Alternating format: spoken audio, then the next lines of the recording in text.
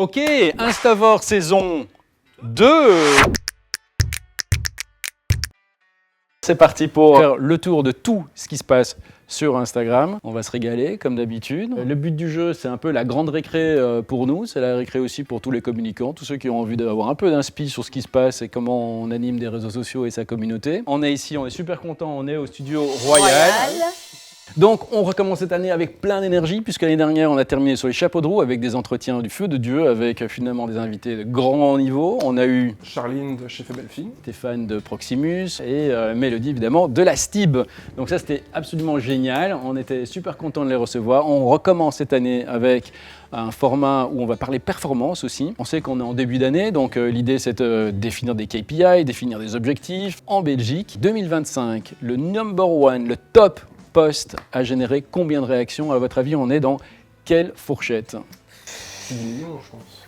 Au-dessus du million, Ouais, absolument. j'allais dire, entre 1 et 3 millions. Entre 1 et 3 millions, on est pas mal. On est exactement à la moitié. Donc le post qui a le plus cartonné, c'est un post de Red Bull Belgique, 1,6 million. Il se donne évidemment des ailes, et vraiment au sens propre et au figuré, puisque là, c'est un post où le gars, il fait un bond de 30 mètres en kitesurf.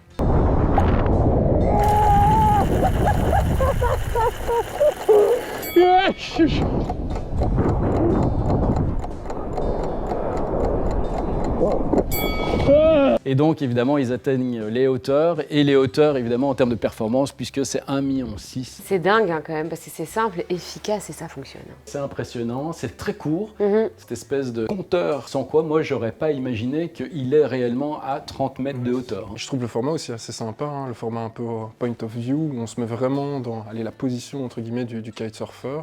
C'est pas une vidéo prise de loin, donc allez, ça te donne aussi un peu cette interaction, on a l'impression d'être à sa place. En numéro 2, on a Perry Deiza, qu'on avait bien aimé, que tu avais beaucoup aimé. J'adore moi. Voilà, sur toute autre chose. Un tapir. Tapir. On voit que j'ai fait les scouts.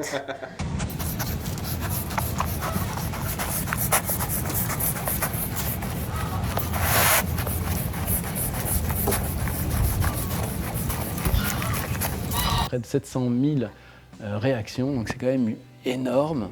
Oui. Il sort sur la tendance ASMR qui marche très très bien. Et comme on dit, brut c'est efficace, il faut pas plus quoi. Et c'est ça qui fonctionne, voir un animal dans son état naturel en fait. Voilà, numéro 3, un qu'on avait déjà vu et qui est arrivé de chez Decathlon.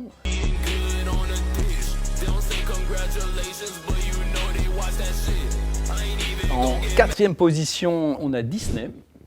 Disney qui est arrivé ici avec un format qui n'est donc pas un format vidéo, donc il n'y a pas que les formats vidéo qui sont dans les top performers. Et le dernier, on l'avait vu également à l'occasion, ce moment festif au pain quotidien.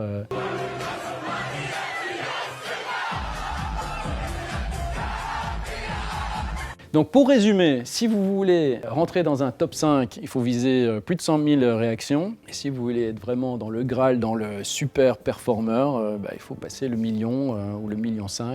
Que ce soit pour Perry Deiza avec la SMR, Decathlon, la reprise du buzz ou alors le pain quotidien avec un happening, on voit vraiment que ces concepts arrivent à générer donc de l'engagement entre la marque et l'audience. Je trouve ça vraiment intéressant de voir que les 3 sur 5 des plus performantes étaient vraiment autour d'un concept particulier. Ouais, donc d'où l'importance de finalement suivre ces concepts, d'écouter ce qui se passe, de suivre évidemment et de pouvoir réagir et d'oser, de reprendre la trend. Voilà, donc le challenge est lancé, l'année débute seulement, mais on a déjà des très très belles performances qui se sont sorties du lot. En ce début d'année, ce qui est surtout intéressant, c'est de voir que les marques se sont aussi positionnées donc, par rapport à l'agenda médiatique.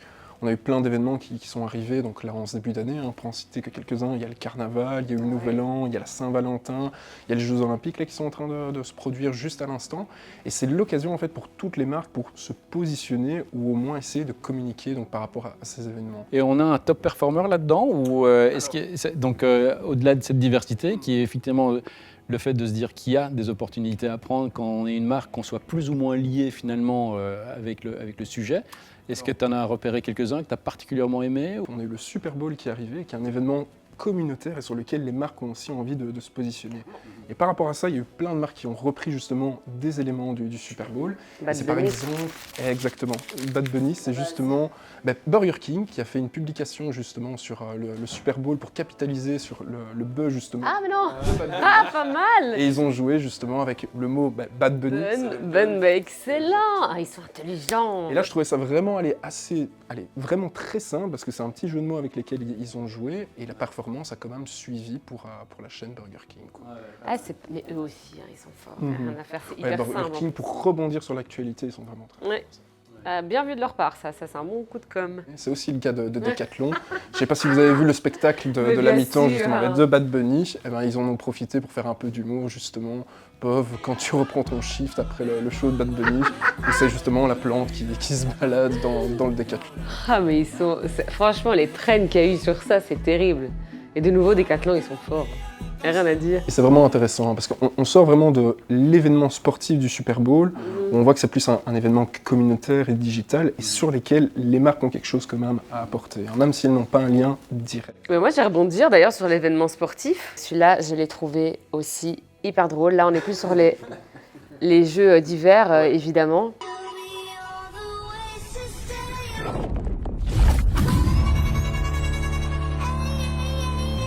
Alors, pour le coup, ça n'a pas hyper fort performé en termes de likes, mais moi, je l'ai trouvé top, quoi.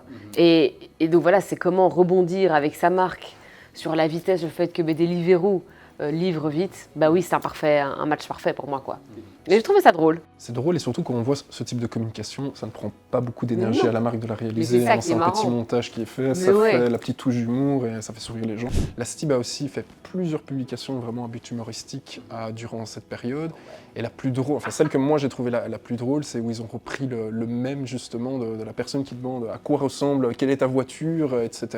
Et on voit justement le chauffeur de bus le chauffeur de bus Stib qui arrive en klaxonnant, en montrant que sa voiture, c'est son bus de son transport en commun. Et je la trouvais vraiment, vraiment super chouette. Cette attractive vehicle a guy can drive. That one.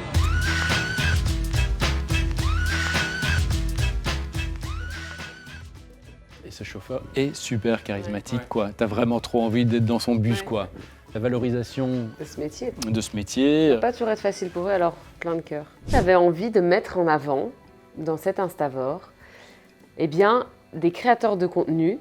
Et c'est vraiment vers ça qu'on tend, vu que c'est vraiment avec eux que je travaille, les UGC. Je ne sais pas si vous savez ce que c'est. Alors les créateurs de contenu, ce sont des personnes auxquelles on fait appel pour faire des vidéos avec tout ce qui est comme spontanéité, honnêteté, sincérité.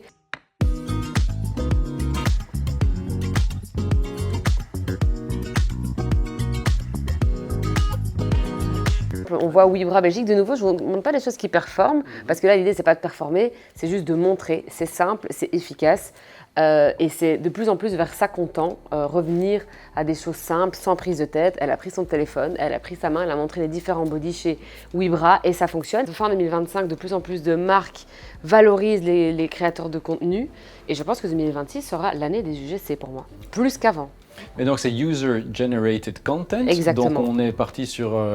on a un public qui vient en magasin, qui a une expérience. On a envie que cette expérience finalement puisse être partagée avec d'autres qui pourraient être intéressés. Donc on va capitaliser là-dessus. Ouais. Comment ça se passe en vrai? Comme pour les influenceurs, des sites internet où ils sont tous répertoriés et donc on peut les contacter. Et donc, nous, les marques qui nous contactent, par exemple notre agence chez MKKM, je vends aussi des vidéos, je vends de l'influence, je vends des créateurs de contenu et en leur disant pour moi ce sera bénéfique pour l'audience que vous touchez. Une fois qu'elles me disent oui, nous on aimerait bien avoir des créateurs de contenu ou des influenceurs, moi je vais aller en fonction du produit qu'elle veut mettre en avant, chercher un créateur de contenu dans une énorme base de données pour voir un profil qui pourrait matcher avec justement la marque. Et donc là, on va coécrire le script ensemble. Alors quand je dis coécrire le script, c'est-à-dire que le créateur de contenu, c'est pour ça justement qu'on l'emploie, c'est pour son authenticité. Moi, j'ai juste l'aiguillé sur il faut aller sur place. C'est ce produit-là que tu dois mettre, attention de ne pas faire ça, les do et les don't évidemment. Et puis une fois que ça c'est fait, moi je les laisse libres à la création. Je dois juste encadrer ce qu'ils disent pour pas qu'ils disent de bêtises, etc. Mais pour le reste, c'est vraiment leur création et en général ça match. Et puis le client vient valider peut-être parfois des petites On va peut-être ajuster quelques petits trucs, mais pas énormément, en général même jamais, plus dans les termes légaux, etc. Parce qu'on travaille avec des produits un peu pharmaceutiques où on ne peut pas dire n'importe quoi. Mais à part ça, c'est vraiment ça et ça fonctionne. Pour certains clients et pour mes clients du moins, les créateurs de contenu sont super adaptés et je les trouve super géniaux. Et en fait, ils vont aller chercher parfois des créativités que même moi, je suis en mode « Ah, mais oui, c'est génial en fait !» J'y aurais pas pensé. Et c'est ça qui est gai, je trouve, parce que c'est plein d'esprits qui fusent ensemble et ça donne plein de chouettes choses en magasin, chez eux, dans la rue. Donc voilà. On peut commencer en étant UGC, monter plus haut. Et il y a beaucoup, et ça c'est vraiment la tendance qui revient à l'inverse, d'influenceurs qui me contactent pour me demander de faire de l'UGC. Donc c'est fou quoi. Vraiment, on revient à cette... Alors les influenceurs sont tout aussi importants, attention. Non, mais t'as plus un rapprochement avec l'audience. Ouais. Quand t'as une relation entre l'audience et l'influenceur, enfin avec un influenceur, t'as plus une notion de distance, j'ai l'impression. Alors qu'avec les UGC, tu crées vraiment ce lien plus proche, entre guillemets, entre le petit créateur de contenu, si j'ai envie de dire, entre guillemets bien sûr, et la communauté ou l'audience, justement. Oui, tu vas créer plus d'engagement parce que les gens se sentent plus proches, alors qu'avec un influenceur, potentiellement, il va comprendre que c'est dans une autre dynamique et il va peut-être moins être connecté au final avec Pour le Super Bowl, il y avait eu la pub de Dr Pepper qui avait été faite par une amatrice, vraiment, elle avait juste elle a créé entre guillemets le slogan de la pub qui a été repris par la marque de Dr Pepper. Ils en ont fait justement leur publicité pour le Super Bowl. Et cette personne débarquait de nulle part, entre guillemets, elle avait juste fait ça pour rigoler. Dr Pepper, baby, is good and nice. Doo-doo-doo. Dr Pepper, baby, is good and nice. Doo-doo-doo. ING a eu une soirée et alors ils ont fait un post en collaboration justement avec une influenceuse qui l'a également posté sur donc ses réseaux sociaux à elle et c'est ça qu'ils ont gagné de la visibilité. Il te reste encore le prix ultime pour toi et ta team. Le prix, la ING Skybox, privatisée avec toi et tes 9 amis. C'est super intéressant parce qu'on a déjà parlé des banques sur Instagram. On voit à quel point c'est pas toujours facile. Alors il y a Febelfin qui nous a montré aussi une autre dynamique, le domaine finance. Pas évident d'en parler sur Instagram, mais là c'est chouette de voir qu'ils ont trouvé ici un mode opératoire qui Surtout pour une publication assez corporate, hein, c'était suite à un événement, mais réussir à gagner de la visibilité et surtout de l'engagement pour une publication comme ça, je trouvais ça vraiment assez sympa. Donc, et on constate aussi que de plus en plus, les marques viennent chercher, comme je le disais, les influenceurs et influenceuses, parce qu'ils sont tout aussi importants, pour ce genre d'événements un peu privés ou énormes, parce qu'ils savent que ça va ramener une communauté qui est peut-être pas très engagée de manière générale.